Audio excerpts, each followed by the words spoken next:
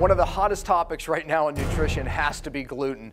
If you're a practitioner that's watching this, you hear and read all the questions about gluten. And even if you're just a lay person watching this, most of you know about gluten. When I lecture just with a lay audience, I always ask the question, how many people have heard of gluten? And every hand goes up. I would have to say that even just 2 years ago, that wouldn't be the case. So what's the big rage? What's the truth about gluten? And what can we do about these sensitivities? So hopefully we're going to get some of these questions answered. But let's start even with the history of grain. My cellular healing diet, I remove all grain because I always like to educate my practitioners that it's not just about gluten. There's a lot of other anti-nutrients and denatured proteins in most grains. And when a patient is in a state of inflammation, many of these other proteins can drive inflammation. But also, grain drives sugar.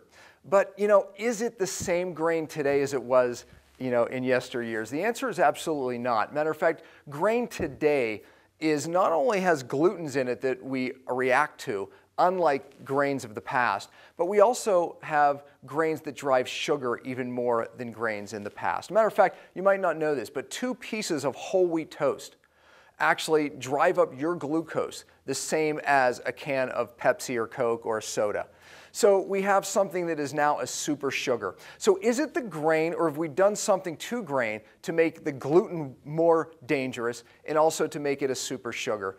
It's something that man has done to it. So very similar to meat and dairy. Is it the meat or the dairy is what man has done to it? No, it's what man has done to it. Look, somewhere around the 60s and 70s, grain started getting hybridized and crossbred, and it was for a good reason. Actually, a gentleman named Norman Borlaug won a Nobel Prize, and he fed a lot of the population on this planet. Matter of fact, he was given credit for solving a good portion of world hunger, but in doing something very good, he did something very bad. Unintentional, admittedly, but he created world obesity. See, he developed something called dwarf wheat, and dwarf wheat was able to yield 10 times the amount of yield than regular wheat, and also deal with environmental things like wind and drought much better than regular wheat. So it was able to feed more people, but the problem is dwarf wheat has at least 14 different glutens that our body does not recognize. And it can drive inflammation. Dwarf wheat also has more of a sugar called amylopectin A, which is in fact a super sugar, and that's why it really drives glucose more than table sugar. So our government is telling us to eat more whole grains, and meanwhile, it's really driving up glucose more and therefore inflammation. So there's a lot to be learned here. When we have the original grain like corn and emmer wheat, they contain gluten, but yet when gluten-sensitive people eat those grains that contain gluten, they don't react. See, it's this hybridization and crossbreeding that really has created these new strands of proteins in this higher sugar that really is causing a lot of health problems in America. My 3 major things that drive inflammation in grains, even more so than sugar, is at the top of the list. Bad fats and toxins, just so you know all 3. Well, look, what can we do about it? And if I'm speaking to practitioners, then I'm going to tell you how I use a product that really helps with this problem. The product is ZGlutn. Right now, we have at least 90-some% of America that has leaky gut. And when these glutens and foreign proteins leak across the gut, it really drives inflammation. As a matter of fact, gluten is unique as an anti-nutrient and a foreign protein to your immune system because it binds to opiate receptors.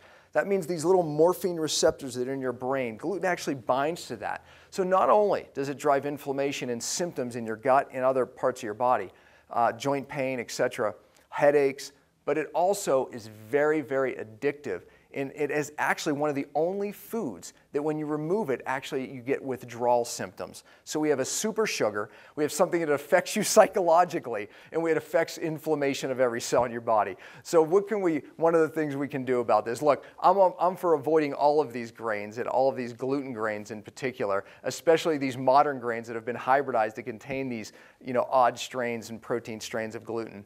But let's say you can't. There is a product that I use all the time. It's called ZGlutn by Systemic Formulas, and I love it. Now look, even if you're someone who doesn't eat gluten, or someone who's gotten rid of all grains in your diet and it's on my cellular healing diet, here's how I use it. And practitioners, here's how you can use it to really deal with this gut inflammation problem. I give 3 of these pills a day on an empty stomach. And you would say, well, shouldn't you take it when you eat gluten? Yes. If you're going to cheat or you mess up, take it when you eat gluten because it helps break down the gluten.